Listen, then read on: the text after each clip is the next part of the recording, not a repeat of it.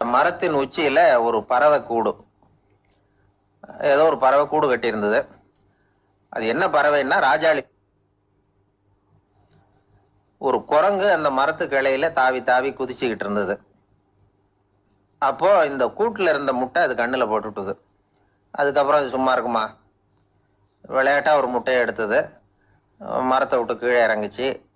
கீழே ஒரு குப்பை மேட்டுல ஒரு கோழி சில முட்டைகளை அது பாட்டுக்கு இட்டு வச்சிருந்தது.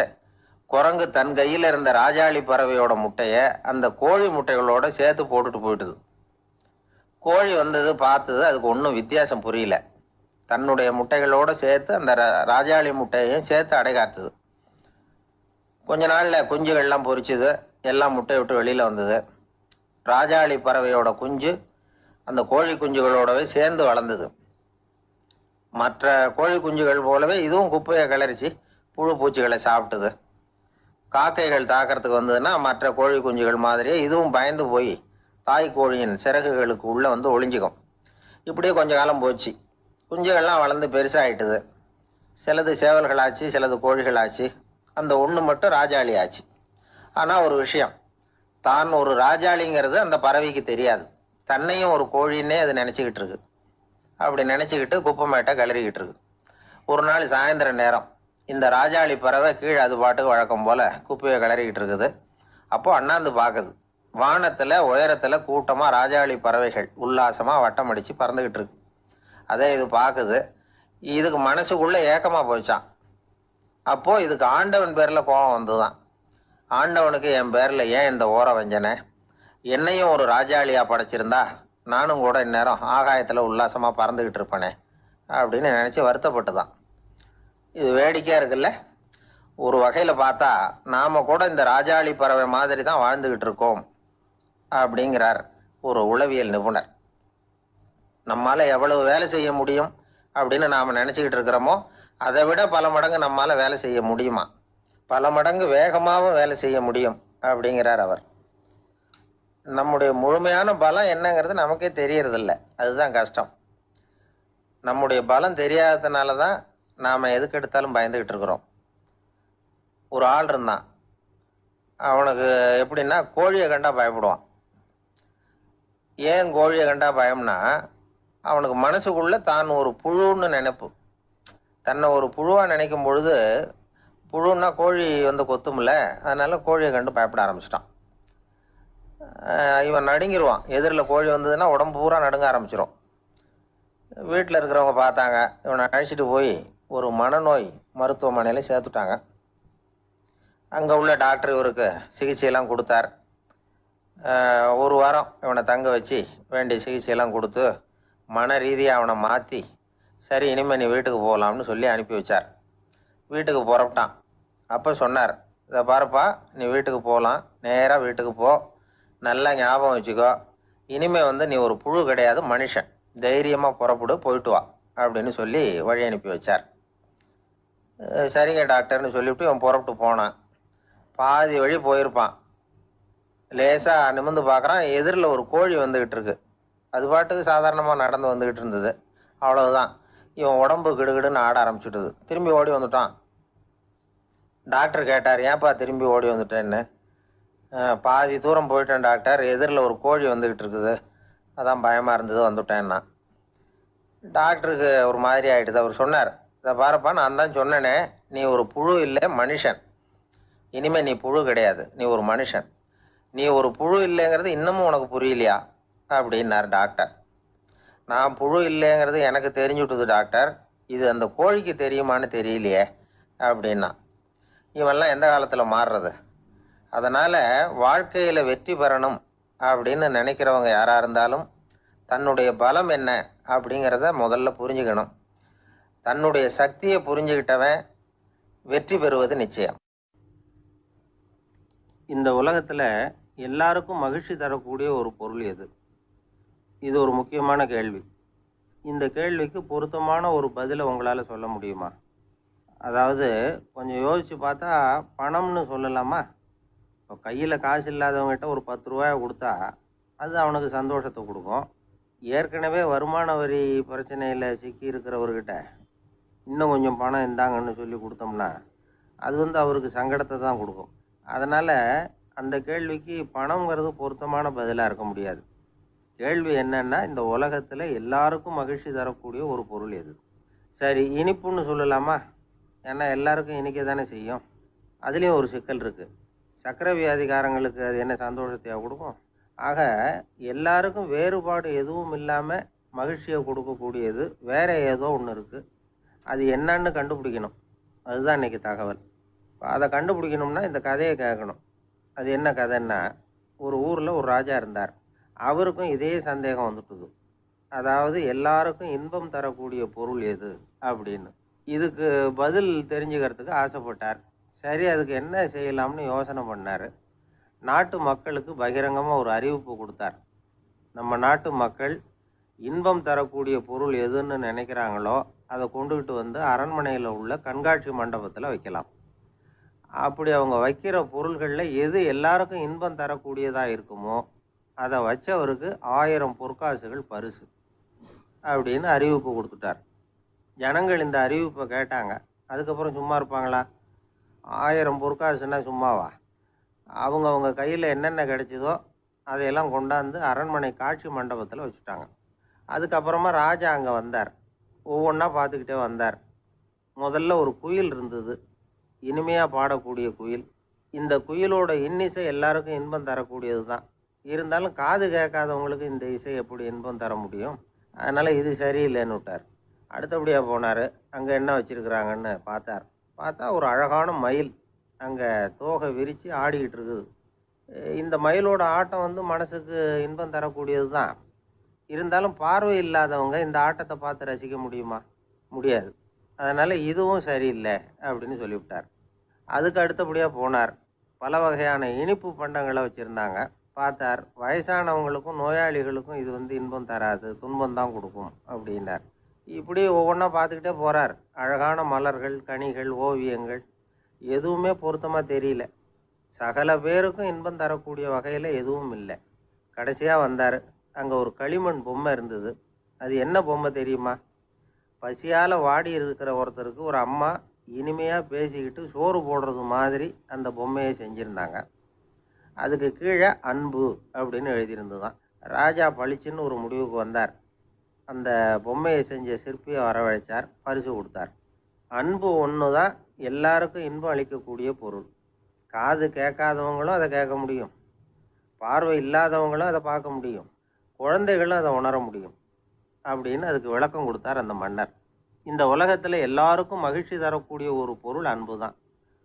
அதை புரிஞ்சுக்கிட்டு தான் சில கணவன்மார்கள் மனைவி பேரில் ரொம்ப அன்பை காட்டிக்கிறது வழக்கம். ஒரு வீட்டு வாசப்படி பக்கமாக மழைக்கு ஒதுங்கினார் ஒருத்தர். மழை தூரிக்கிட்டு இருந்தது, இருட்டு நேரம். அந்த வீட்டில் இருந்தவர், இன்னைக்கு ராத்திரி வேணும்னா இங்கேயே தங்கிட்டு காலையில் போங்க அப்படின்னார்.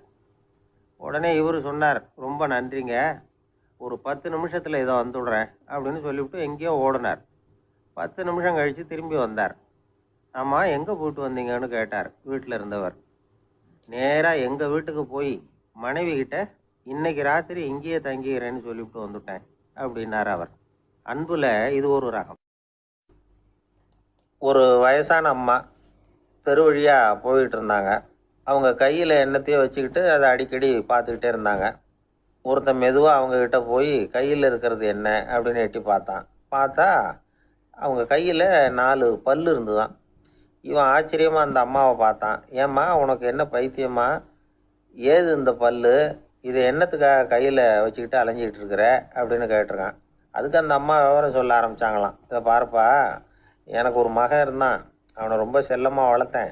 அவனை தரையிலே நடக்க விடுறதில்ல, எப்பவும் தூக்கி வச்சுக்கிட்டு இருப்பேன். அவன் நல்லா பெரியவனாகி பள்ளிக்கூடம் போகிறப்ப கூட அவன் புஸ்தக மூட்டையை நான் தான் சுமந்துக்கிட்டு போவேன். பார்க்குறவங்க கூட கேலி பண்ணுவாங்க, ஏம்மா படிக்க போகிறது நீயா உன் பிள்ளையான்னு கேட்பாங்க. அவன் இன்னைக்கு எவ்வளவோ பெரிய மனுஷன் ஆகிட்டான். வெளிநாட்டில் பெரிய உத்தியோகத்தில் இருக்கான். சமீபத்தில் இங்கே வந்துட்டு போனான். ஒரு நாள் ஏதோ கோபத்தில் என்னை அரைஞ்சுட்டான். அப்போ இந்த 4 பல்லும் கீழே விழுந்துட்டுது. இன்னமும் கூட விழுந்துருக்கும், ஆனால் பல்லு தான் இல்லை. என் புள்ள அரைஞ்சதுனால விழுந்த பல்லு இல்லையா அது? அதனால் இதை எப்பவும் என் கையிலே வச்சுக்கிட்டு ஆசையோடு பார்த்துக்கிட்டு இருக்கிறேன். அவன் தான் வெளிநாட்டுக்கு போட்டான். அவனை பார்க்க முடியாத ஏக்கத்தை நான் இந்த பல்லை பார்த்து போக்கிக்கிறேன் அப்படின்னு நாங்களாம் அந்த அம்மா. இந்த கதை எதுக்காகன்னா தாய் அன்பு அப்படிங்கிறது எப்படிப்பட்டதுங்கிறத புரிஞ்சுக்கிறதுக்காக. கல்யாணம் ஆனதுக்கு அப்புறம் தாயை மறந்து விடுறவங்க எத்தனை பேர் இந்த உலகத்தில்? அவங்க காதில் வேணுங்கிறதுக்காக தான் இந்த தகவல். ஆனால் ஒரு விஷயம் மட்டும் நல்லா புரிஞ்சுக்கணும். தாயை மதிக்க தெரிஞ்சவங்க தான் இன்றைக்கி வாழ்க்கையில் எல்லா விதத்துலேயும் முன்னுக்கு வந்திருக்கிறாங்க. வேணும்னா விசாரித்து பார்த்துக்குங்க. இன்னொரு அம்மா இருந்தாங்க. அவங்க தினமும் ஒரு கோயிலுக்கு வருவாங்க. சாமியை பார்த்து, கடவுளே நான் இறந்து போனால் நரகத்துக்கு போகணும் அப்படின்னு வேண்டிக்குவாங்களாம். எல்லாரும் சொர்க்கத்துக்கு போகணும்னு தானே கடவுள்கிட்ட வேண்டிக்குவாங்க. இந்த அம்மா தினம் நான் நரகத்துக்கு போகணும் அப்படின்னு வேண்டிக்கிறாங்க. அங்கேருந்து அர்ச்சகருக்கு இது சந்தேகம். ஒரு நாள் அதை நேரடியாகவே அவங்கக்கிட்ட கேட்டுவிட்டார். அதுக்கு அந்த அம்மா பதில் சொன்னாங்களாம், ஐயா, எனக்கு கல்யாணம் ஆகி ரொம்ப நாள் வரைக்கும் குழந்தை பாக்கியம் இல்லாமல் இருந்தது. கோயில் குளம் எல்லாம் சுற்றி வந்தேன். ரொம்ப நாள் கழித்து ஒரு குழந்தை பிறந்தது, ஆண் குழந்தை. அவனை நான் ரொம்ப செல்லம் கொடுத்து வளர்த்தேன். அதோட விளைவு என்ன ஆச்சுன்னா, அவன் ரொம்ப மோசமாக ஆயிட்டான். கெட்ட பழக்க வழக்கம்லாம் கற்றுக்கிட்டான். அவன் இறந்து போனால் நிச்சயம் அவனுக்கு நரகம்தான் கிடைக்கும். அந்த அளவுக்கு கெட்டவன் அவன். அப்படிப்பட்ட காரியங்கள்லாம் பண்ணிகிட்ருக்கான், எனக்கு தெரியும். இவனுக்காக நரகத்தில் கூட யாரும் தயவு காட்ட மாட்டாங்க, தாட்சண்யம் காட்ட மாட்டாங்க. அதனால் இவனுக்கு முந்தி நான் இறந்து நரகத்துக்கு போயிட்டா அங்கே இவனை கவனிச்சிக்கலாமே, இவனுக்கு பணிவிடை செய்யலாமேன்னு பார்க்குறேன் அப்படின்னு நாங்களாம். அதனால தான் நான் நரகத்துக்கு போகணும்னு தினம் ஆண்டவனை வேண்டிகிட்டு இருக்கிறேன் அப்படின்னு கண்கலங்கி அந்த அம்மா சொன்னாங்களாம். அதுதான் தாய் உள்ளம்ங்கிறது. தாயின் பெருமையை சரியாக உணர்ந்துட்டா அவங்களுக்கு எப்பவும் எந்த கஷ்டமும் வராது. இது ஏதோ உபதேசத்துக்காக சொல்கிற வார்த்தை இல்லை, உண்மையான வார்த்தை. இந்த விவரத்தையெல்லாம் நண்பர் ஒருத்தர்கிட்ட சொல்லிக்கிட்டு இருந்தேன். அவர் கொஞ்ச நாள் கழித்து என்னை தேடி வந்தார். அவர் கையிலேயே 4 பல்லு வச்சுருந்தார். என்னங்க ஆச்சு, ஏதுங்க இந்த பல்லு அப்படின்னு விசாரித்தோம். உங்கள் உபதேசத்தை கேட்டுவிட்டு இந்த உலகத்தில் எல்லாரையும் தாயாக நினைக்க ஆரம்பிச்சிட்டேன். ஒரு அம்மாவை கடத்தரில் பார்த்து தாயேன்னு கூப்பிட்டேன். அவங்க உடனே பலார்னு என்னை அரைஞ்சிட்டாங்க. பல்லு விழுந்துட்டுது. அதை தான் பொறுக்கி எடுத்துக்கிட்டு நேராக உங்களை தேடி வந்துக்கிட்டு இருக்கிறேன்னார். தாயேன்னு தானே கூப்பிட்டீங்க, அதுக்கு ஏன் அரைஞ்சாங்க அப்படின்னு கேட்டோம். நான் தாயேன்னு கூப்பிட்டது அவங்க காதில் நாயேன்னு விழுந்துட்டு தான், அதுதான் இப்படி ஆயிட்டுது அப்படின்னார். ஊருக்கு வெளியில் அமைதியான ஒரு இடம், அங்கே ஒரு ஆசிரமம், அங்கே ஒரு சாமியார். அவர் தினமும் நல்ல போதனைகள்லாம் செய்வார். பல பேர் போய் அங்கேயே சில நாள் தங்கி இருந்து அவர் சொல்கிற அறிவுரைகளை எல்லாம் கேட்டுக்கிட்டு வர்றது வழக்கம். ஒரு தடவை அவரை பார்த்துட்டு போகிறதுக்காக 3 வெளியூர் தம்பதிகள் வந்தாங்களாம். அந்த மடத்திலேயே சாப்பிட்டுக்கிட்டு தங்கி இருந்து அவங்களுடைய போதனைகளை கேட்டுக்கிட்டு போகணுங்கிறது அவங்க நோக்கம். காலையில் குளிச்சுட்டு பூஜையில் உட்காந்தார் அந்த சுவாமி. இவங்களும் குளிச்சுட்டு அந்த பூஜையை பார்க்கறதுக்காக அவர் முன்னாடி உட்காந்தாங்க. பூஜை ஆரம்பமாச்சு. சம்பிரதாயப்படி அது ரொம்ப நேரம் நடந்துக்கிட்டே இருக்குது. இவங்களுக்கு நல்ல பசி இருந்தாலும் இந்த நேரத்தில் அதை எப்படி வெளியில் காட்டிக்கிறது? பேசாமல் இருந்தாங்க. அந்த சுவாமி பூஜையை முடித்தார். அதுக்கப்புறம் பேச ஆரம்பித்தார். பேச்சு அருமையாக தான் இருந்தது, அமிர்தமாக தான் இருந்தது. இருந்தாலும் இவங்களுக்கு இருக்கிற வயிற்று பசி அது சரியாக கவனிக்க விடலை. அந்த சுவாமியே இதை கவனித்ததாக தெரியல.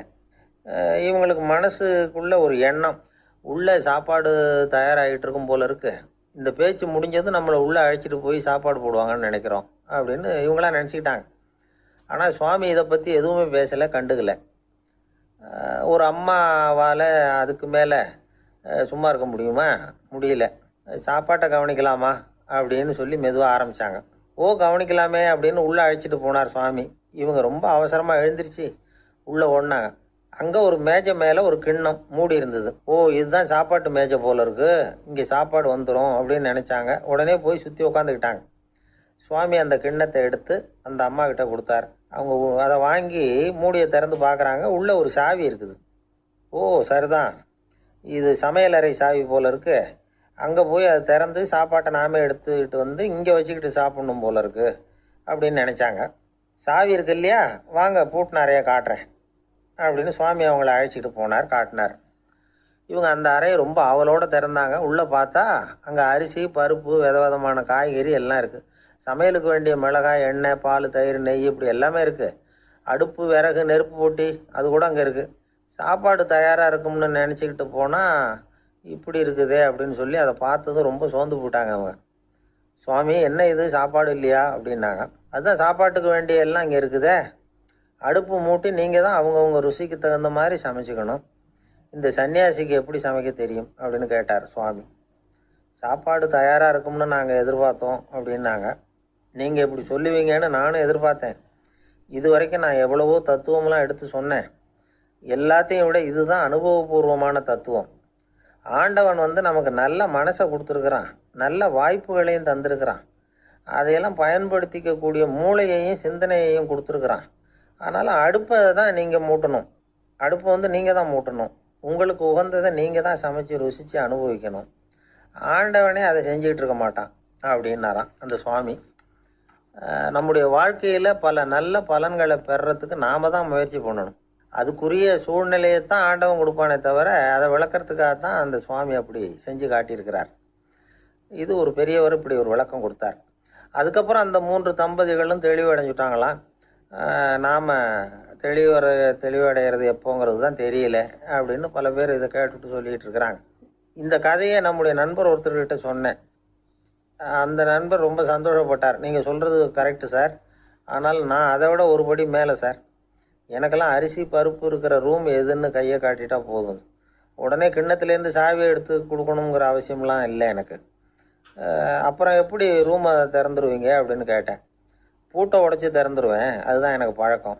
இந்த பாராட்டு விழா அப்படின்னார். ஒரு நண்பர் இருக்கார், எப்போ பார்த்தாலும் கையில் ஒரு புத்தகம் இருக்கும், புத்தகம் இல்லாமல் எங்கேயும் புறப்பட மாட்டார்.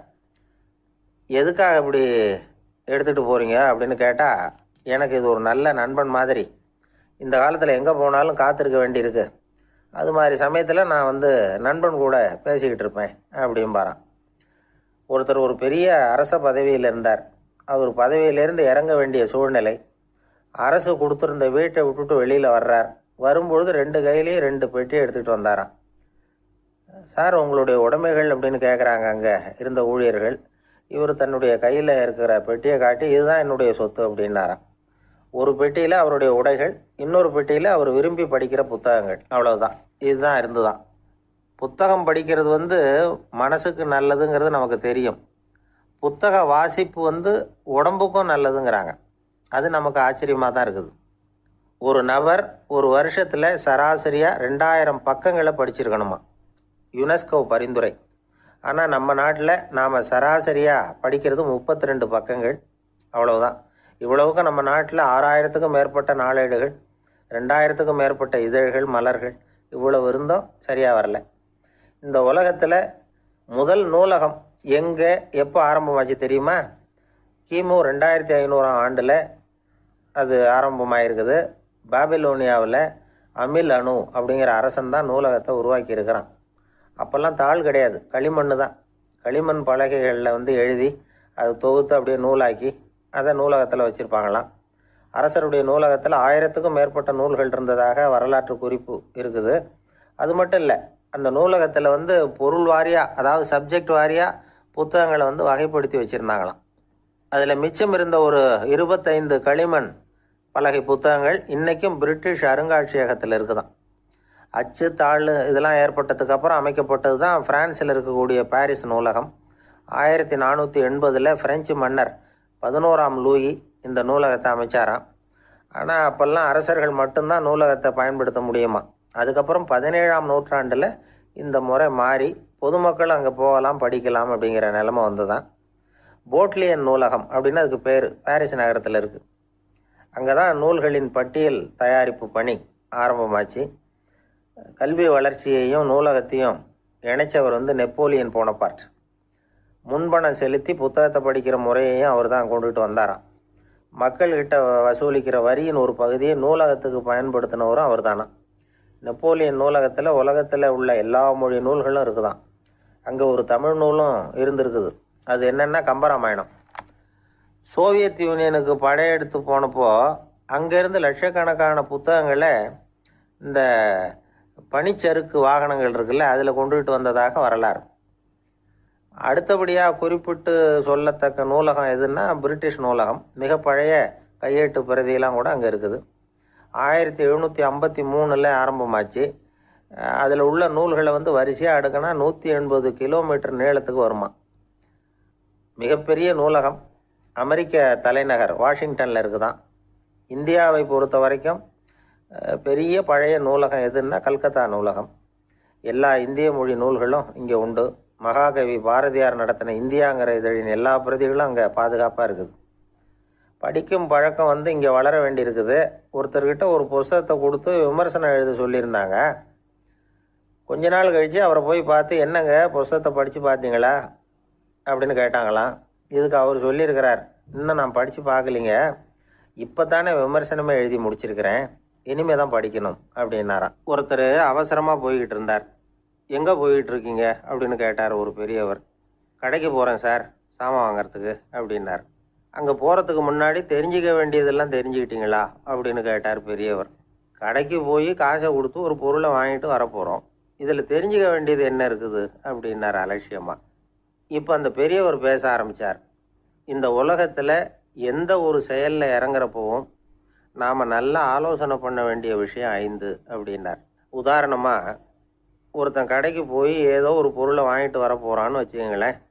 அப்போ கூட அவன் வந்து 5 விஷயங்களை பற்றி தெரிஞ்சுக்க வேண்டியிருக்குது அப்படிங்கிறார் அவர். முதல்ல அந்த பொருள் எப்படிப்பட்டது அப்படிங்கிறத தெரிஞ்சுக்கணும். ரெண்டாவதாக தன்னை பற்றியும் தெரிஞ்சுக்கணும். அப்போ தான் அந்த பொருள் தனக்கு தேவையா இல்லையா அப்படிங்கிறத புரிஞ்சுக்க முடியும். மூணாவதாக தெரிஞ்சுக்க வேண்டியது ஒன்று இருக்குது. அது என்னென்னா, அந்த பொருளை அடையறதுக்கு வழி என்ன அப்படிங்கிறத தெரிஞ்சுக்கணும். அதாவது எவ்வளவு பணம் கொடுத்தா அது கிடைக்கும், இது மாதிரியான விஷயங்கள். நாலாவதாக அந்த பொருளை அடையிறது மூலமாக நாம் அடையக்கூடிய பயன் என்ன அப்படிங்கிறதையும் உணரணும். அஞ்சாவது, அந்த பொருளை அடையிறதுல இருக்கக்கூடிய தடை எது அப்படிங்கிறதையும் நாம் தெரிஞ்சுக்கணும். பெரியவர் பேசுறது ஏதோ தத்துவம் மாதிரி தெரியுது இல்லையா? தத்துவம்தான். அதாவது இப்படி உலகியல் வாழ்க்கையில் சின்ன சின்ன விஷயங்கள்லேயே நாம் 5 விஷயங்களை தெரிஞ்சுக்க வேண்டியிருக்குது. அது ரொம்ப அவசியமாக இருக்குது. பேரின்ப நிலைன்னு சொல்கிறாங்கல்ல, அது மாதிரி பெரிய சமாச்சாரங்கள்லேயும் இந்த 5 விஷயங்களை நாம் தெரிஞ்சுக்க வேண்டியிருக்குது. அதுக்கு பேர் என்னன்னா அர்த்த பஞ்சகம். வைணவ சமயத்தில் அர்த்த பஞ்சகம்ங்கிறது ரொம்ப பெரிய விஷயம். கடைக்கு போகிறது மாதிரி கடவுளை பார்க்க போகிறப்போ நாம் 5 விஷயங்களை தெரிஞ்சுக்கணுமா. முதல்ல பரம்பொருள் அப்படிங்கிறது என்ன, அதோட தன்மைகள் என்ன, இதை தெரிஞ்சுக்கணும். இதுக்கு பேர் என்னன்னா பரமாத்ம ஸ்வரூபம் அப்படின்னு பேர். ரெண்டாவது, நாம் யார், நம்மோட தன்மை என்ன அப்படிங்கிறத தெரிஞ்சுக்கணும். நான் யாருன்னு எனக்கே தெரியலங்கிறப்போ இதை நான் சொல்கிறேன்னு இது என்னுடையதுன்னு சொல்கிறது தப்பு தானே. அப்புறம் மூணாவது விஷயம், பரம்பொருளை நாம் அடையிறதுக்கு வழி எது, இதை தெரிஞ்சுக்கணும். இது வந்து உபாய ஸ்வரூபம் அப்படின்னு பேர். நாலாவது விஷயம், நாம் அடைய வேண்டிய பயன்கள் என்ன அப்படிங்கிறது தெரிஞ்சுக்கிறது. இதுக்கு புருஷார்த்தம் அப்படின்னு பேர். அஞ்சாவது, அந்த பயனை வந்து அடைய விடாமல் தடுக்கிற தடைகள் யாவை அப்படிங்கிறது தெரிஞ்சுக்கிறது. இது வந்து விரோதி ஸ்வரூபம். இதைத்தான் தடையியல் அப்படின்னு சொல்கிறாங்க. அதாவது பரமாத்மாவை பற்றிய அறிவு, ஜீவாத்மாவை பற்றிய அறிவு, உபாயம் பற்றிய அறிவு, புருஷார்த்தம் பற்றிய அறிவு, இந்த 4 அறிவுக்கும் எதிரடையா, அதாவது அதையெல்லாம் தப்பாக புரிஞ்சுக்கிறதால உண்டாகக்கூடிய அறிவு விரோதி ஸ்வரூபம். என்ன இது தகவலில் ஏதாவது கதை சொல்லுவீங்கன்னு பார்த்தா ஏதோ தத்துவம் பேசிகிட்டு இருக்கிறீங்களே அப்படின்னு நினைக்கலாம். இதுவும் தெரிஞ்சுக்க வேண்டிய ஒரு பெரிய விஷயந்தான். காதில் போட்டு வச்சா எப்போவாவது உபயோகப்படும். என்னுடைய நண்பர் ஒருத்தர் ஒரு நாள் என்கிட்ட சொன்னார், சார், அடுத்த மாதம் தஞ்சாவூரில் ஒரு கல்யாணம், போகிறதா வேண்டாமா அப்படின்னு ஒரே குழப்பமாக இருக்குது அப்படின்னார். நான் உடனே இந்த அர்த்த பஞ்சக உபதேசம் பண்ண ஆரம்பித்தேன். அவர் எல்லாத்தையும் பொறுமையாக கேட்டுவிட்டு, சரி சார், நான் போகிறதுன்னு முடிவு பண்ணிவிட்டேன்னார். எப்படி இந்த முடிவுக்கு வந்தீங்க அப்படின்னு கேட்டேன். அவர் சொன்னார், சார், அந்த 2வது பாயிண்ட் ஒன்று சொன்னீங்களே, அதை புரிஞ்சுக்கிட்டதுக்கு அப்புறம்தான் இந்த முடிவுக்கு வந்தேன் அப்படின்னார். என்ன 2வது பாயிண்ட்டுன்னு? அதாவது தன்னை பற்றி புரிஞ்சுக்கணும் அப்படின்னு சொன்னீங்க. உடனே என்னை பற்றி புரிஞ்சுக்கிட்டேன், நான் யாருங்கிறது எனக்கு தெரிஞ்சுது, உடனே போகிறது தான் நல்லதுன்னு முடிவு பண்ணிவிட்டேன்னார். நீங்கள் யாருன்னு கேட்டேன். நான் தான் சார் அந்த கல்யாணத்தில் தாலி கட்ட வேண்டிய மாப்பிள்ளை அப்படின்னார். அந்த காலத்தில் அண்ணாமலை ரெட்டியார்னு ஒருத்தர் இருந்தார். அவர் வெங்கனூர் அப்படிங்கிற கிராமத்தில் இருந்தார். அங்கேருந்து விருத்தாசலம் கோவிலுக்கு தவறாமல் போயிட்டு வந்துக்கிட்டு இருந்தார். இடையில வெள்ளாறு. அதில் ஒரு சமயம் வெள்ளம் வந்துட்டுது. இவரால் போக முடியல. அதோட விளைவு வெங்கனூர்லேயே ஒரு கோவில் கட்டணும் அப்படின்னு முடிவு பண்ணார், சிவாலயம். அந்த சமயத்தில் வடநாட்டில் பஞ்சம். அதனால் அங்கே இருந்த பல சிற்பிகள் தென்னாட்டை நோக்கி வர ஆரம்பித்தாங்க. அவங்க வெங்கனூர் வழியாக வர்றது தெரிஞ்சதும் இவர் போய் பார்த்தார். இங்கே ஒரு கோவில் கட்டணும், அதுக்கு நீங்கள் உதவணும்னார். பஞ்ச காலத்தில் இப்படி ஒரு வாய்ப்பு கிடைச்சதில் அவங்களுக்கும் ரொம்ப மகிழ்ச்சி. உற்சாகத்தோடு ஒத்துக்கிட்டாங்க. ஆலய திருப்பணி ஆரம்பமாச்சு. அவங்களுக்கு வேண்டிய எல்லா வசதிகளையும் இவர் செஞ்சு கொடுத்தார். அவங்களுக்கு எந்த குறையும் இல்லாமல் பார்த்துக்கிட்டார். அது மட்டும் இல்லை, ஒவ்வொரு நாளும் அங்கே வருவார். உங்களுக்கு என்ன வேணும், எது வேணும்னு கேட்பார். ஏதாவது குறை இருந்தால் சொல்லுவாங்க, உடனே தீர்த்து வைப்பார். இவரும் கேட்பார், எந்த குறையாக இருந்தாலும் என்கிட்ட சொல்லுங்க அப்படின்னு சொல்லுவார். அதை தவிர இவராகவே கவனித்தும் அவங்களுக்கு என்னென்ன தேவைங்கிறத கண்டுபிடிச்சி அதையெல்லாம் கொடுத்துக்கிட்டு இருப்பார். என்ன தேவைன்னாலும் அதை நிறைவேற்றி வச்சுருவார். அந்த சிற்பிகளின் தலைவன் ஒருத்தன், அந்த ஆளுக்கு வெத்தலை பாக்கு போடுறது பழக்கம். இதை தெரிஞ்சுக்கிட்டு அதுக்காகவே ஒரு ஆளை ஏற்பாடு பண்ணார். வேணுங்கிறப்போலாம் நீ வெத்தலை சிவல் மடித்து கொடுக்க வேண்டியது உன் வேலை அப்படின்னு ஒருத்தனை ஏற்பாடு பண்ணிட்டார். இப்படியெல்லாம் செஞ்சதும் அவங்களுக்கும் ரொம்ப உற்சாகம். ரொம்ப பொறுப்பாக சிற்ப வேலைகளை செஞ்சுக்கிட்டு இருக்கிறாங்க. ஒரு நாள் என்னாச்சு தெரியுமா? அந்த சிற்பிகளின் தலைவன் ரொம்ப நுணுக்கமாக ஒரு வேலையை செஞ்சுக்கிட்டு இருக்கிறான். சாரம் போட்டு அது மேலே படுத்துக்கிட்டு அண்ணாந்து பார்த்து உச்சியில் நுணுக்கமான சிற்பங்களை உருவாக்கிக்கிட்டு இருக்கான். சிற்பியின் கவனம் செதறப்படாதுங்கிறதுனால இவர் மெதுவாக சத்தம் போடாமல் கிட்ட போய் நின்று அதை கவனிச்சிக்கிட்டு இருக்கிறார். அந்த சிற்பி வழக்கம் போல் வெத்தலை பாக்குக்காக இடது கையை கீழே நீட்டினான். அந்த சமயம் பார்த்து அவருக்கு தாம்பூலம் கொடுக்குறவன் அங்கே இல்லை, எங்கேயோ போயிருக்கிறான். அண்ணாமலை ரெட்டியார் என்ன பண்ணார் தெரியுமா? தனக்காக கொடுக்கப்பட்ட தாம்பூலத்தை வாங்கி சிற்பியின் கையில் கொடுக்குறார். அவன் வாங்கி போட்டுக்கிட்டான். இது என்ன இன்னைக்கு வெத்தலை சீவல் வேறு மாதிரி இருக்குது, வாசனை தாம்பூலமாக இருக்குது அப்படின்னு யோசனை பண்ணிவிட்டு கீழே திரும்பி பார்க்குறார். பார்த்தா ரெட்டியார் மறுபடியும் சிற்பி கை நீட்டும் பொழுது கொடுக்கறதுக்காக தாம்பூலத்தை மடித்து வாங்கி வச்சுக்கிட்டு தயாராக நிற்கிறார். சிற்பிக்கு அதிர்ச்சி. உடனே பொத்துன்னு கீழே குதிச்சான். ஐயா, என்ன இது நீங்களா அப்படின்னா. இவர் சொன்னார், நான் ஒன்றும் தப்பு பண்ணலையே, உன்னுடைய கை புண்ணியம் செஞ்ச கை, கோயில் கட்டுற கை, அந்த கைக்கு தாம்பூலம் கொடுக்கறதுல என்ன தப்பு அப்படின்னாராம். ஏற்கனவே பஞ்சத்தில் அடிபட்டு வந்த எங்களை நீங்கள் ஆதரித்ததே பெரிய விஷயம். இந்த செயல் என்னை ஒரு பெரிய கடனாளி ஆகிவிட்டுது. ஐயா, எங்களுக்கு உணவு உடை இதை மட்டும் நீங்கள் கொடுத்தா போதும், ஊதியம்னு எதுவும் வாங்க மாட்டோம் அப்படின்னு நானும். அந்த சிற்பி எவ்வளோ வற்புறுத்தியும் எதுவும் வாங்கிக்கலையாம். இந்த செய்தியை தமிழ் தாத்தா டாக்டர் ஊவேசா சொல்லியிருக்கிறார். அந்த காலத்தில் எப்படிப்பட்டவங்கள்லாம் வாழ்ந்துருக்கிறாங்க பாருங்கள். இந்த காலத்தில் ஒருத்தர் கோவில் கட்டினார், வேலை செய்கிற எல்லாருக்கும் சாப்பாடு போடுவார். சிற்ப வேலை செஞ்சுட்டு சாப்பிட வர்ற ஒவ்வொருத்தர் கையையும் அன்பாக பிடிச்சி முத்தம் கொடுத்து உள்ளே அனுப்புவார். அந்த கைகளுக்கு நீங்கள் கொடுக்குற மரியாதையாது அப்படின்னு கேட்டாங்க.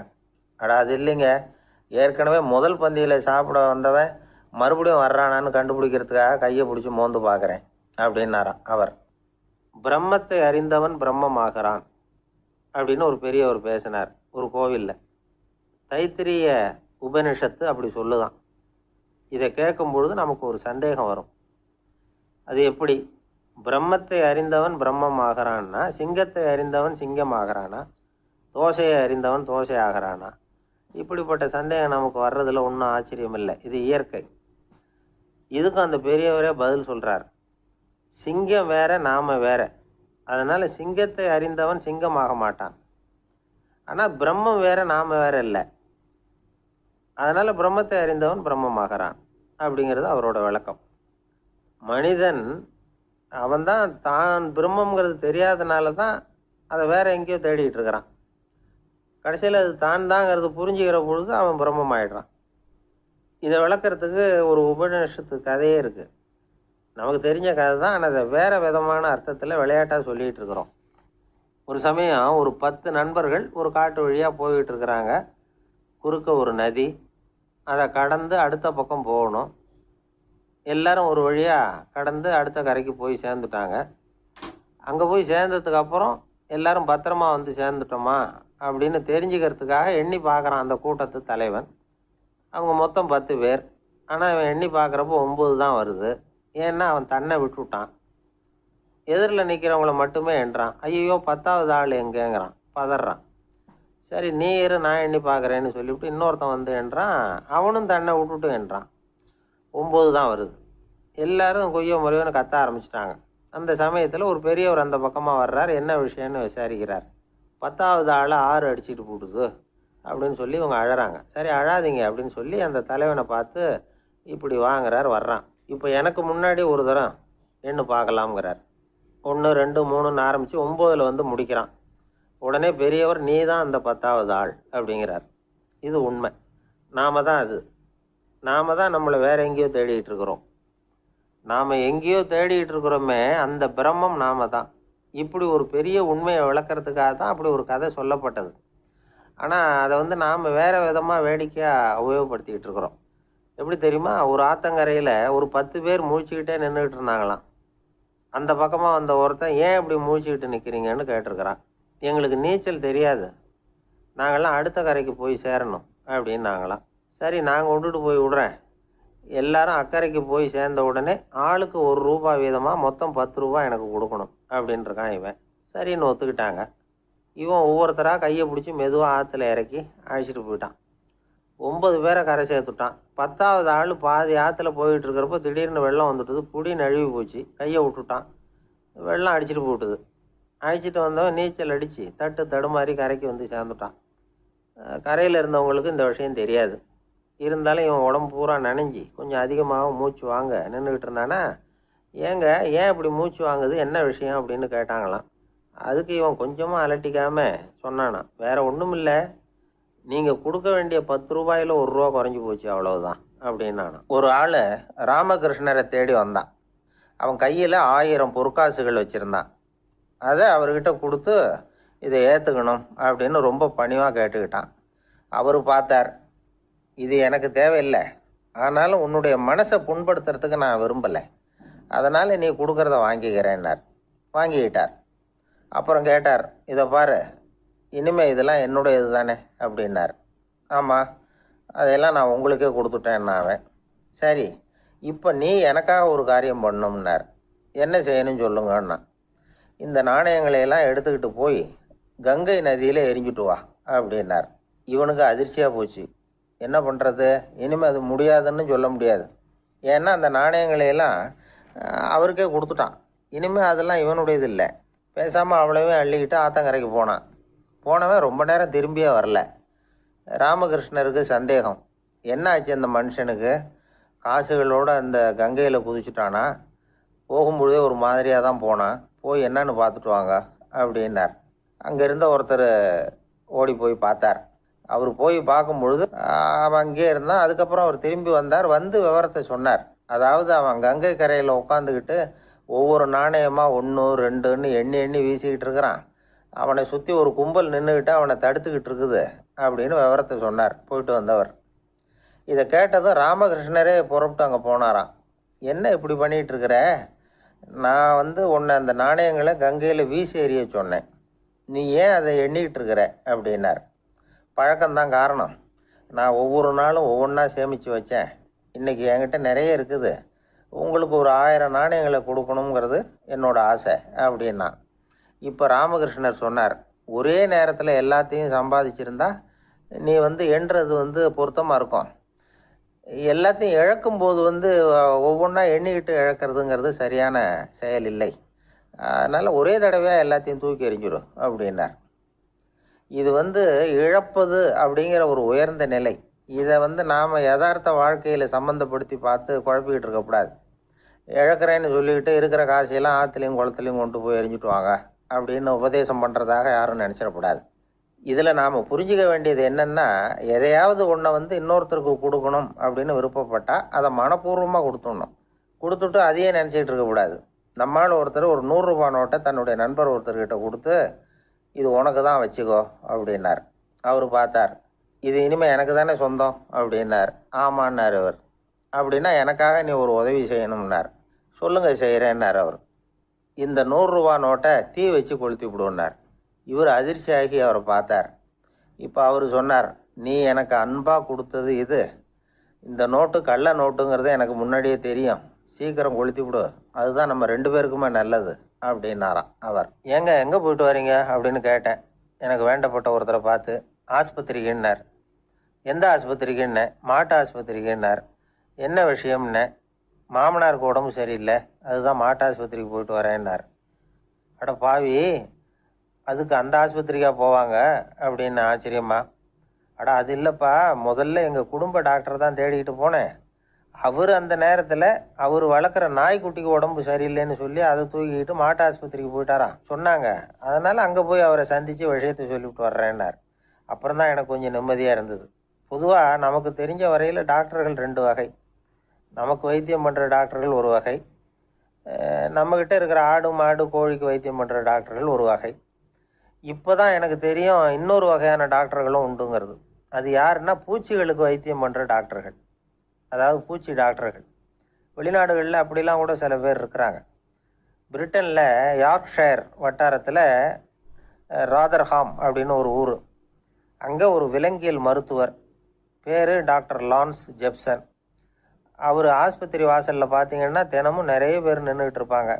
கையில் கண்ணாடி குடுவை, தகர டப்பா இப்படி ஏதாவது இருக்கும். அதுக்குள்ளே ஏதாவது பூச்சிகள் இருக்கும். அதுக்கு வைத்தியம் பண்ணுறதுக்காக வந்தவங்க தான் அவங்கெல்லாம். சிலந்தி பூச்சி, பல்லி, தேளு, பாம்பு இப்படி ஏதாவது இருக்கும். பொழுதுபோக்காக சில பேர் நாய், பூனை, கிளி, மைனா, புறா இப்படி ஏதாவது வளர்க்குறாங்கல்ல, அது மாதிரி இப்போல்லாம் தேளு, பல்லி, பாம்பு, பூச்சி இதையெல்லாம் வளர்க்க ஆரம்பிச்சிட்டாங்களாம். இது ஒரு புது ஃபேஷன். இப்போ கூண்டுக்குள்ளே டப்பாக்குள்ளே போட்டு வளர்க்குறது, அதுக்கு ஏதாவது நோய் வந்துட்டுதுன்னா வைத்தியம் பண்ணுறதுக்கு டாக்டர்கிட்ட வந்துட வேண்டியது, இப்படி இந்த பழக்கம்லாம் நிறையா வந்துட்டுது. ரத்தம் உறிஞ்சிற அட்டைகள் கூட இவங்ககிட்ட வைத்தியத்துக்கு வருதான். சிலந்திகளில் செங்கால் சிலந்தின்னு ஒரு வகை. மத்திய அமெரிக்க காடுகளில் இது அதிகம். சிலந்திகள்லேயே ரொம்ப விலை உசந்தது இந்த ரகம்தான். கால்களில் சிவப்பு கோடுகள் இருக்கும். இந்த இனம் இப்போ குறைஞ்சிக்கிட்டே வர்றதுனால சர்வதேச விதிகளின்படி இவற்றின் ஏற்றுமதி இறக்குமதிக்கு தடை விதிக்கப்பட்டிருக்குது. அதனால் இதை வளர்க்குறவங்க வீட்டுக்குள்ளேயே இனவிருத்தி மூலமாக பெருக்கி விற்பனை பண்ணிட்டு வராங்களாம். அந்த வகை சிலந்திகள் தான் இப்போ வைத்தியத்துக்கு அதிகமாக வருதான். சரி, இதுக்கெல்லாம் எப்படி வைத்தியம் பண்ணுறாங்க? முதல்ல அதை குளிர்பதன பெட்டியின் வழுவழுப்பான சுவரில் விட்ட உடனே அதெல்லாம் மெதுவாக இறங்கி வரும். அப்போ அதன் நோயை கண்டுபிடிக்கிறது சுலபம். அப்புறம் அதுக்கு கிருமிகளை கொல்லக்கூடிய மருந்துகளையோ வலி நிவாரண மருந்துகளையோ கொடுப்பாங்க. கால் உடைஞ்ச சிலந்திகளுக்கு பசையை கொண்டு ஆப்ரேஷன் பண்ணுவாங்க.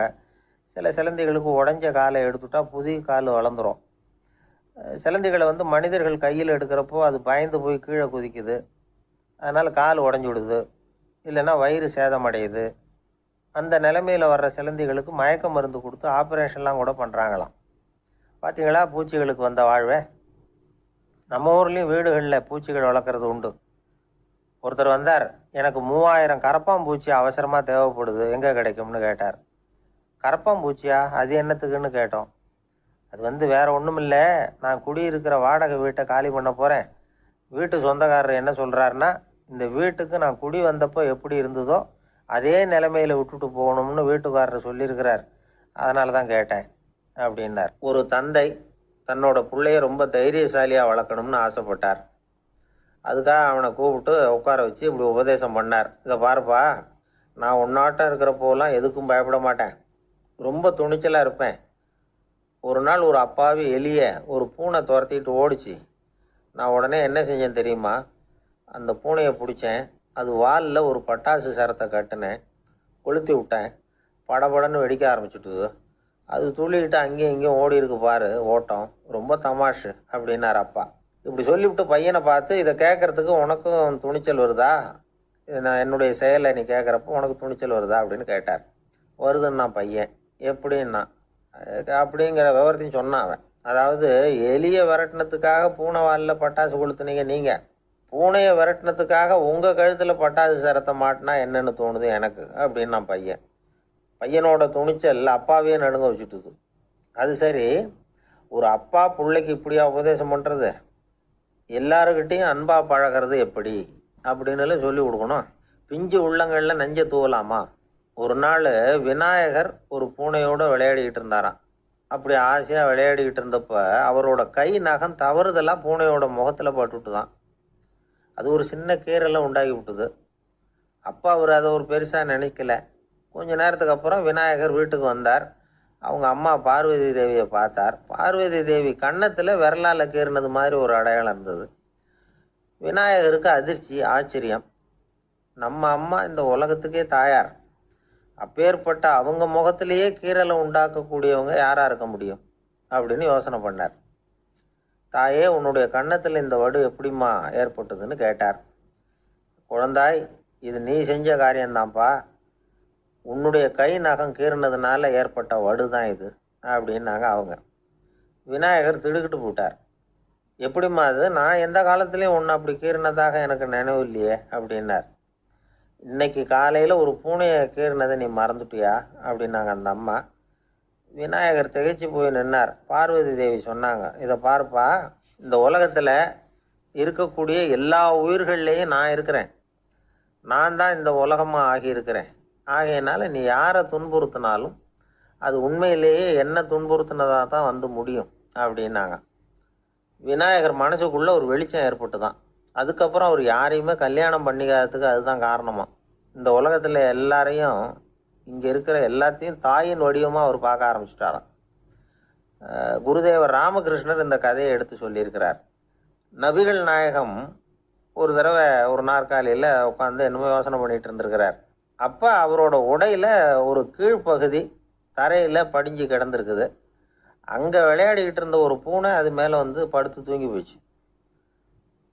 தொழுகை செய்ய வேண்டிய நேரம் வந்துட்டது.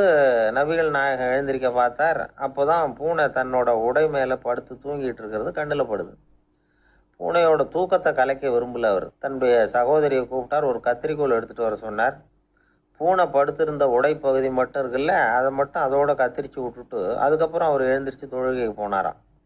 அதாவது பிற உயிர்கள்கிட்ட எப்படி அன்பு காட்டணுங்கிறத பெரியவங்க எவ்வளவோ விதத்தில் நமக்கு எடுத்து காட்டியிருக்கிறாங்க. இருந்தாலும் எத்தனை பேர் மனசில் அதெல்லாம் உரைச்சிருக்குது? நாமளும் நம்ம ட்ரெஸ்ஸு மேலே ஒரு பூனை படுத்திருந்தா ஒரு கத்திரிக்கோலை தான் தேடுவோம், எடுத்துகிட்டு வர சொல்லுவோம். துணியை வெட்டுறதுக்கு பதிலாக இல்லை அதோட வாழை வெட்டினா என்ன அப்படின்னு தோணும். ஒரு ஆள் ரொம்ப பிரியமாக ஒரு பூனையை ஆற்றுல குளிப்பாட்டிக்கிட்டு இருந்தானா. எப்படி? அந்த பூனையை ஆற்று தண்ணியில் அமுக்கி அமுக்கி குளிப்பாட்டிக்கிட்டு இருக்கிறான். அந்த வழியாக போன பெரியவர் ஒருத்தர் இதை பார்த்தார். இதை பார்ப்பா, பூனையை அது மாதிரி ஆற்று தண்ணியில் அமுக்கி குளிப்பாட்டாத, மூச்சு திணறி செத்து போடும் அப்படின்னு அட்வைஸ் பண்ணார். நீ போய் அவன் வேலையை பார்த்துக்கிட்டு, எனக்கு எல்லாம் தெரியும்னா இவன். சரின்னு அவர் போயிட்டார். கொஞ்ச நேரம் கழித்து அவரே அந்த வழியாக திரும்பி வந்துக்கிட்டு இருந்தார். ஆற்றுல பூனையை குளிப்பாட்டிக்கிட்டு இருந்தவன் அழுதுகிட்டு உட்காந்துருக்கிறான். பக்கத்தில் அந்த பூனை செத்து கிடக்குது. இதை பார்த்தார் பெரியவர். நான் தான் அப்போவே சொன்னேனே அந்த பூனையை ஆற்றுல நினைக்காதேன்னு, அதை கேட்டிருந்தா இப்படி ஆயிருக்குமா அப்படின்னார். அந்த ஆள் கோபமாக இவரை முறைச்சி பார்த்தான். அட போய்யா, இந்த பூனை ஆற்றுல குளித்ததுனால ஒன்றும் செத்து போகல, குளித்ததுக்கு அப்புறம் அதோட உடம்பு ஈரமாக இருக்குதுன்னு அதை புழிஞ்சேன், அதனால தான் இப்படி ஆயிட்டுது அப்படின்னு நானாம். உலகத்தில் எது எதுக்கோ ஆராய்ச்சி கூடங்கள் இருக்குதுல்ல, அது மாதிரி தூக்கத்தை பற்றி ஆராய்ச்சி பண்ணுறதுக்கு ஒரு ஆராய்ச்சி கூடம் இருக்குது. அப்படி ஆராய்ச்சி பண்ணணும்னா அதுக்கு மூழ்கிக்கிட்டு இருக்கணும்ல. அதனால தான் அந்த ஆராய்ச்சி கூடம் இங்கே இல்லை. அமெரிக்காவில் பாஸ்டன் பல்கலைக்கழக மருத்துவமனையில் அது இருக்குது. அங்கே தூக்கத்தை பற்றி பல விதமான ஆராய்ச்சிகள் பண்ணிகிட்டு இருக்கிறாங்க. அந்த ஆராய்ச்சி கூடத்தில் இயக்குனராக இருக்கிற ஒரு நிபுணர் அவர் என்ன சொல்கிறார் தெரியுமா? உங்களுக்கு தூக்கம் வரலையா, நீங்கள் நல்லா தூங்குறதுக்கு தாராளமாக சில யோசனைகளை என்னால் சொல்ல முடியும் அப்படிங்கிறார். யோசனை தானே, காசா பணமாக கேட்டு வச்சுக்கலாமே. உணவு, மனநிலை, தூங்கும் இடத்தோட சூழ்நிலை, படுக்கைக்கு செல்கிறப்போ உள்ள பழக்க வழக்கங்கள், இது காரணமாக ஒருத்தருக்கு தூக்கம் வராமல் போகலாம். தூக்கம் வராததுக்கு இதுதான் காரணம்னா அதையெல்லாம் சுலபமாக கட்டுப்படுத்தலாங்கிறார் அவர். தூக்கத்தை வரவழைக்கக்கூடிய ஒரு நல்ல மருந்து உடற்பயிற்சி. ஆனால் ஒன்று, படுக்க போகிற நேரத்தில் இது மாதிரி உடற்பயிற்சிகள் எல்லாம் செய்யக்கூடாது. கொஞ்சம் முன்னாடி பகல்லையே இந்த பயிற்சிகளை செய்கிறது நல்லது. தூக்கம் வராமல் அவதிப்படுறவங்க பிற்பகல் நேரங்களில் காஃபி, டீ இது மாதிரி பானங்களை சாப்பிடக்கூடாது. மது அருந்துறது கூட தூக்கத்தை பாதிக்கும். வெது வெதுப்பான நீரில் குளிக்கிறது, தியானத்தில் ஈடுபடுறது, ஓய்வாக இருக்கிறது, படுக்கிறது, அதாவது படுக்கிறதுக்கு முன்னாடி ஒரு குவளை பால் சாப்பிட்றது, இதெல்லாம் தூக்கத்தை வரவழைக்கிறது ரொம்ப உதவியாக இருக்கும். இன்னொரு விஷயம் என்னென்னா, தூங்கி ஆகணுமேங்கிற கவலை வேண்டியதில்லை. அப்படி நினச்சி கவலைப்படுறதை விட்டுடணும். தூக்கம் வரலையா, உடனே படுக்கையை விட்டு எழுந்திரிக்க வேண்டியது. வெளியில் வாங்க, வேறு ஏதாவது வேலையில் ஈடுபடுங்க, கொஞ்சம் நேரம் உலாவுங்க, அல்லது ஏதாவது ஒரு புஸ்தகத்தை எடுத்து படிங்க. களைப்பு ஏற்பட்டால் மறுபடியும் படுக்கைக்கு போங்க. தூக்கம் தானே வந்துடும். ஒரு விஷயத்தை மட்டும் நல்லா ஞாபகத்தில் வச்சுக்கணும். படுக்கைக்கு போகிறப்போ உங்கள் மற்ற எல்லா பிரச்சனைகளையும் மறந்துடணும். அது எப்படி சார் முடியும்? அந்த நேரம் தானே எல்லா பிரச்சனையும் வரிசையாக ஞாபகத்துக்கு வருது அப்படின்னு நாம் நினைக்கலாம். ஆனால் பழக்கத்தில் அதை நாம் மாற்றிக்க முடியும். கொஞ்சம் முயற்சி பண்ணணும், அவ்வளோதான். இது எல்லாமே ஆராய்ச்சி பண்ணி பார்த்துட்டு அந்த நிபுணர் சொல்கிற கருத்து தான். இன்னொரு விஷயமும் அவர் சொல்கிறார். அது என்னென்னா, உடல் கோளாறு காரணமாக தூக்கம் வராமல் அவதிப்படுறவங்களுக்கெல்லாம் இந்த யோசனைகள் சரியாக வராது அப்படிங்கிறார். அதுக்கெல்லாம் மருத்துவ சிகிச்சை கொடுத்து தான் சரி பண்ணணும். சில பேருக்கு நடு ராத்திரியில் மூச்சு திணறல் ஏற்பட்டு தூக்கம் வராமல் போயிடும். ஊரெல்லாம் தூங்குறப்ப தான் மட்டும் தூங்காமல் மூழ்கிட்டு இருக்கிறது, ஊரெல்லாம் மூழ்கிட்டு இருக்கிறப்போ தான் மட்டும் தூங்குறது, இது மாதிரி கோளாறுகளால் சில பேர் பாதிக்கப்படலாம். காலு தசை முறுக்கிக்கிறதுனால சில பேருக்கு அடிக்கடி விழிப்பு வரலாம். மன அழற்சி காரணமாக சில பேருக்கு தூக்கம் வராது. இது மாதிரி கோளாறுகளுக்கெல்லாம் அதுக்கு தகுந்த மாதிரி சிகிச்சை கொடுத்து தான் சரி பண்ண வேண்டியிருக்கும். எந்த கோளாறும் இல்லாமல் தூக்கம் வரலைன்னா ஆரம்பத்தில் சொன்ன முறைகளை கடைபிடிச்சு பார்க்கலாம். தூக்கம் வந்ததுன்னா யோசனை சொன்ன அந்த நிபுணருக்கு நன்றி சொல்லலாம். ஒருத்தர், ஏன் சார் பஸ்ஸில் தூங்குறது கெட்ட பழக்கமானு கேட்டார். இல்லையே, நான் கூட பஸ்ஸில் போகிறப்ப தூங்கிட்டு தானே போவேன் அப்படின்னார் இன்னொருத்தர். அப்புறம் ஏன் என்ன டிரைவர் வேலை வேணாம்னு வீட்டுக்கு அனுப்பி வச்சுட்டாங்க அப்படின்னாராம் அவர். ஒருத்தரை பார்த்து உன்னுடைய நண்பர்கள் யார் அப்படின்னு ஒரு கேள்வி கேட்டு பாருங்க. கொஞ்சம் யோசித்து பதில் சொல்லுவாங்க. அவங்கக்கிட்டேயே உன்னுடைய எதிரிகள் யார் அப்படின்னு கேளுங்க, கடகடன்னு ஒப்பிச்சிருவாங்க. நம்ம மனசு இருக்க அது எப்படின்னா, நம்ம நண்பர்களை விட எதிரிகளை அது நல்லா ஞாபகத்தில் வச்சுக்கும். இது ஒரு ஆச்சரியமான உண்மை. உங்களால் நண்பர்களை மறந்துட முடியும், ஆனால் எதிரிகளை மறந்துட முடியாது. இது ஒரு வேடிக்கையான நிலைமை தான். அழகான தருணங்களை நாம் ஏன் மறந்துடுறோம்? இது இயற்கை. ஏன்னா நம்ம மனசு மலர்களை கவனிக்கிறதில்ல, அதில் இருக்கிற முள்ளை தான் கவனிக்குது. தன்னை காயப்படுத்துகிற எதையும் அது உடனே கண்டுகொள்ளுது.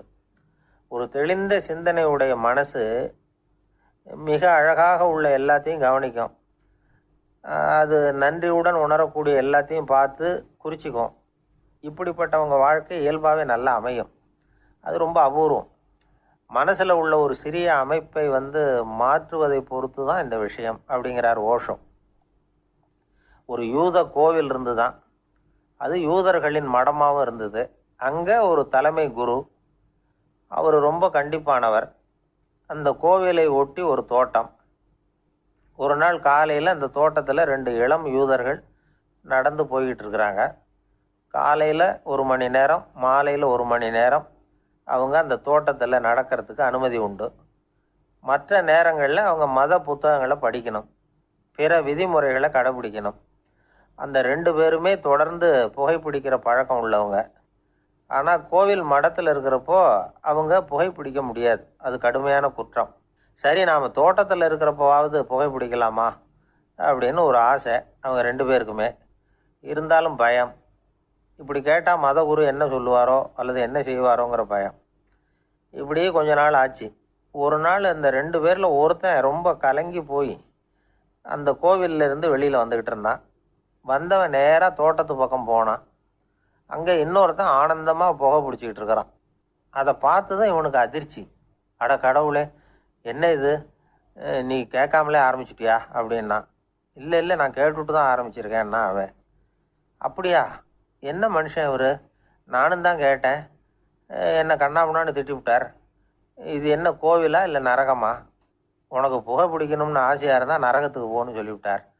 அது சரி, உன்னை மட்டும் எப்படி அனுமதிச்சார் அப்படின்னு கேட்டான் இவன்.